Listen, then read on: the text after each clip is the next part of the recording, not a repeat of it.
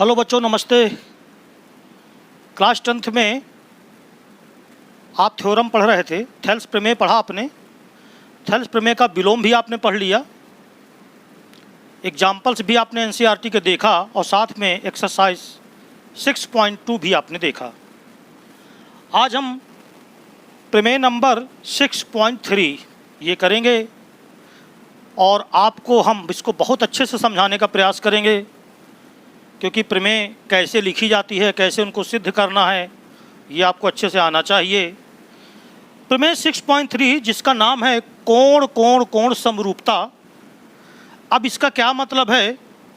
प्रमेय की जो कथन है, उसकी जो भाषा है वो क्या है? यदि दो त्रिभुजों में संगत कोण बराबर हों तो उनकी संगत भुजाएं एक ही अनुपात में होती हैं, इसलिए त्रिभुज समरूप होते हैं। ये भाषा है। यदि दो त्रिभुजों में संगत कोण बराबर हों, जैसे एक त्रिभुज ABC है, एक त्रिभुज PQR है, दो त्रिभुज हैं हमारे पास। इन दो त्रिभुजों में यदि संगत कोण बराबर हों, जैसे कोण A है, उसका संगत कोण P, ये दोनों बराबर हैं। कोण B के बराबर उसका संगत कोण ये Q है, और कोण C के संगत कोण R, ये संगत कोण आपस में बराबर दिए गए हैं। जब हम लिखने की शुरुआत करते हैं तो हम क्या करते हैं कि ज्ञात है पहले लिखते हैं। ज्ञात है में जो कथन होता है उसी से ज्ञात है निकलता है। जैसे कथन में लिखा है कि यदि दो त्रिभुजों में संगत कोण बराबर हों, तो देखिए दो त्रिभुज ABC तथा PQR में कोण A बराबर कोण P, कोण B बराबर है कोण Q तथा कोण C बराबर है कोण R। तो हमें सिद्ध करना है कि दोनों त्रिभुज समरूप होंगे, अर्थात उनकी संगत भुजाओं में अनुपात बराबर होगा। आप ये भी कह सकते हो कि उनकी संगत भुजाओं में अनुपात बराबर है, अतः ये समरूप हैं, क्योंकि आप जानते हो कि समरूपता की दो कंडीशन होती हैं। संगत कोण बराबर होते हैं और संगत भुजाओं में अनुपात बराबर होता है। ये दो कंडीशन होती हैं। तो अगर संगत कोण बराबर होंगे तो संगत भुजाओं में अनुपात बराबर होगा, और अगर संगत भुजाओं में अनुपात बराबर होगा तो संगत कोण बराबर होंगे। यानी अगर हम इसको सीधे समरूप न लिख करके हम ये भी कह सकते हैं, तो हमें सिद्ध करना है कि AB भुजा का जो अनुपात होगा PQ के साथ, आप ऐसे लिख सकते हो, ये बराबर होगा BC का QR के साथ अनुपात, और बराबर होगा AC का अनुपात किसके साथ? PR के साथ। ये तो देखो, ये कंडीशन तो हमें पहले से ज्ञात है, और ये कंडीशन अगर हम सिद्ध कर देंगे तो दोनों कंडीशन हमें मालूम हो जाएंगी, यानी तीनों संगत कोण बराबर हो जाएंगे और उनकी संगत भुजाओं में अनुपात बराबर हो जाएगा, इसलिए त्रिभुज क्या हो जाएंगे? समरूप हो जाएंगे। तो हम कुल मिलाकर के हमें लाना है कि इसकी संगत भुजाओं में अनुपात क्या है? बराबर है। तो इसके लिए एक रचना की जाती है, कंस्ट्रक्शन इंग्लिश में कहते हैं। रचना में हम करते क्या हैं कि ये जो भुजा AB है, इसके बराबर हम PQ से भाग काट लेते हैं। जैसे इसको मैंने कहा कि ये D है, ये जो PD होगी, अब ये AB के बराबर हमने काटा, और AC के बराबर हम यहाँ से PF काट लेते हैं, और D और F को हमने क्या कर दिया? मिला दिया। तो रचना में हमने क्या किया कि PD बराबर AB तथा यहाँ से देखिए जो PF है ये AC के बराबर काटा, तो जो कौन सी है भुजा? PF। ये PF हमने किसके बराबर? AC के बराबर काट लिया या काटा। ये रचना हो गई। अब आप इसकी उपपत्ति देखिएगा जरा, और बहुत गौर से समझिएगा। देखो, अगर तुम त्रिभुज ले लो ABC तथा त्रिभुज ले लो तुम, यहाँ से देखिएगा PDF में, यानी हमने लिया त्रिभुज ABC और त्रिभुज लिया कौन सा, PDF। तो ज़रा इन दोनों त्रिभुजों में अगर आप गौर से देखिए तो हमने रचना में किया था AB को बराबर ये PD के, ये हमने रचना में बराबर किया था, दोनों को काटा था, ये बराबर लंबाई की देखो दोनों भुजाएं हैं, ये दोनों भुजा, और इधर ये दोनों भुजा हमने बराबर लंबाई की काटा था। तो AC जो है ये आपकी PF के बराबर हो गई। अब देखो इन दोनों भुजाओं के बीच का कोण A है और इधर इन दोनों के भुजाओं का बीच का कोण P है। यानी अगर हम इसको बीच में लिखें तो जो कोण A है वो बराबर है कोण P के, और जो AC है वो PF के बराबर है। अब जरा गौर से देखो, इधर AB PD के बराबर, AC PF के बराबर, और कोण A ये कोण किसके बराबर, P के। तो क्लास 9th की आपको याद आ गई होगी, भुजा कोण भुजा, साइड एंगल साइड, जिसको आप पढ़ते थे SAS। क्लास 9th में आपने पढ़ा कि यदि दो त्रिभुजों में दो संगत भुजाएं और उनके बीच के संगत कोण आपस में बराबर हों तो त्रिभुज होते थे, सर्वांगसम होते थे। इसका मतलब यह हो गया कि हम ये कह सकते हैं कि इसलिए SAS सर्वांग समता से, सर्वांग समता की अंग्रेजी कॉन्ग्रेंट, तो SAS कॉन्ग्रेंसी से ये दोनों त्रिभुज हो गए सर्वांगसम, यानी त्रिभुज ABC ये सर्वांगसम हो गया त्रिभुज PDF के। अब आप अच्छे से जानते हो कि जब दो त्रिभुज सर्वांगसम होते हैं तो उनकी सभी संगत भुजाएं बराबर होती हैं और सभी संगत कोण बराबर होते हैं।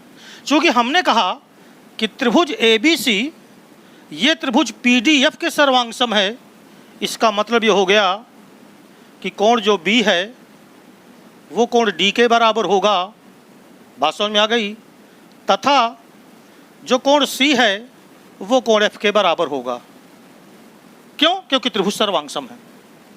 परंतु हमें ये मालूम है ना, पहले से हमें ज्ञात है कि जो कोण B था वो कोण Q के बराबर है। ये देखिए कोण B ये Q के बराबर है और जो कोण C है वो कोण R के बराबर है। देखिए हमने सिद्ध किया कि कोण B कोण D के बराबर है, ये दोनों कोण बराबर हो गए, और इधर से कोण C को हमने कोण F के बराबर कर दिया। परंतु कोण B पहले से कोण Q के बराबर है और कोण C पहले से कोण R के बराबर है, ये हमें ज्ञात है। तो ये बताओ, अगर कोण B कोण D के बराबर है और यही कोण B कोण Q के बराबर है, इसका मतलब हम कह सकते हैं कि कोण D ये बराबर होगा कोण Q के, और इसी तरह कोण C कोण F के भी बराबर है और कोण C कोण R के भी बराबर है। इसका मतलब कोण F ये बराबर होगा कोण किसके, R के। तो देखो कोण D कोण Q के बराबर आया, कोण F कोण R के बराबर आया। अब जरा गौर से देखो ये संगत कोण है कि नहीं है, ये देखिए ये संगत कोण हो गए, परंतु ये संगत कोण है, ये संगत कोण है। आप जानते हो क्लास 9th में आपने पढ़ा है कि यदि संगत कोण बराबर होते हैं तो रेखा अपने आप समांतर हो जाती है। ये देखिए ये संगत कोण इसके बराबर है ना, ये दोनों संगत कोण है, ये बराबर आ चुके हैं। कोण F कोण R दोनों संगत कोण है, ये बराबर आ चुके हैं। तो संगत कोण बराबर हैं, इसलिए हम ये कह सकते हैं कि DF ये समांतर हो गई किसके, QR के। अगर DF समांतर हो गई QR के तो थेल्स प्रमेय कहती है कि ये अन्य दो भुजाओं को समान अनुपात में विभाजित करेगी। इसलिए हम ये कह सकते हैं कि जो अनुपात PD का PQ के साथ होगा, यानी ऊपर की भुजा बटे पूरी भुजा, ये बराबर ही होगा PF अपान किसके, PR के। परंतु आप जानते हो कि ये जो PD है ये AB के बराबर है, परंतु PD ये बराबर है AB तथा ये जो PF है ये बराबर है AC। इसका मतलब ये हो गया कि PD की जगह पर हम AB लिख सकते हैं, तो AB अपान PQ ये बराबर हो गया इधर से AC अपान PR। ये हमको एक रिलेशन मिल गया, यानी हमको ये पता चल गया कि AB का अनुपात जो PQ के साथ है वही अनुपात AC का किसके साथ है, PR के साथ। इतनी बात क्लियर हो गई। अब देखो, अगर मैं एक काम करूं, इन दोनों भुजाओं के बराबर मैंने यहाँ से काटा था, अगर मैं इन दोनों भुजाओं के बराबर न काट के इन दोनों भुजाओं के बराबर काटता तो इधर से कटता और इधर से कटता, तो यूँ रेखा आती, राइट। जब ये रेखा ऐसे कटती तो जो अनुपात इसका इसके साथ था वही अनुपात इधर इसके साथ आ जाता। यानी हम ये कह सकते हैं कि इसी प्रकार, जिस प्रकार हमने कहा AB अपान PQ ये बराबर है AC अपान PR के, इसी प्रकार हम कह सकते हैं कि AB अपान PQ ये बराबर भी हो सकता है BC अपान QR के। जिस प्रकार AB बटा PQ ये बराबर हो सकता है AC बटा PR के, उसी तरह AB बटा PQ ये बराबर BC बटा QR के हो सकता है। क्योंकि ये रचना हम जब इस तरह कर सकते हैं, इन दोनों को बराबर काट सकते हैं, तो इन दोनों में भी काटा जा सकता है, तो ऐसे रेखा आ जाती है, राइट। अब आप देखो जरा, AB बटे PQ बराबर AC बटा PR, AB बटा PQ बराबर BC बटा QR, अर्थात हम सीधे सीधे कह सकते हैं कि AB बटा PQ बराबर है AC बटा PR बराबर है BC अपान QR। ये देखिए, ये अभी इसके ऊपर ये लास्ट वाली लाइन है, मतलब सब इसके बाद इधर, ठीक है। तो देखिए आप, हमको तीनों कोण बराबर दे दिए थे कि नहीं दे दिए थे, और इन तीनों कोणों की सहायता से, संगत कोण जो बराबर थे, इनकी सहायता से हमने अनुपात भी बराबर निकाल लिया। और अगर तीनों संगत कोण बराबर हों और तीनों संगत भुजाओं में अनुपात बराबर हो तो वो त्रिभुज समरूप होते हैं, जिसको कहते हैं सिमिलर अंग्रेजी में। तो बिल्कुल आसान, मैं शॉर्टकट में जल्दी जल्दी आपको बता दूं। दो त्रिभुज दिए हैं, संगत कोण बराबर हैं, हमें दिखाना है कि उनकी संगत भुजाओं में अनुपात भी क्या है, बराबर है। तो इस भुजा के बराबर यहाँ काटा, इस भुजा के बराबर यहाँ काटा, और देखो ये भुजा इसके बराबर, ये भुजा इसके बराबर, और बीच का कोण बराबर संगत, तो कोण कोण सर्वांग सम, वो सॉरी भुजा कोण भुजा सर्वांग समता हो जाएगी। SAS सर्वांग समता से दोनों त्रिभुज सर्वांग सम हो गए। जब त्रिभुज सर्वांग सम हुए तो ये दोनों कोण बराबर, इधर ये दोनों कोण बराबर, बोलो। परंतु ये कोण पहले से Q के बराबर है, इसका मतलब D और Q भी बराबर। इसी प्रकार C बराबर था R के, तो F और R बराबर।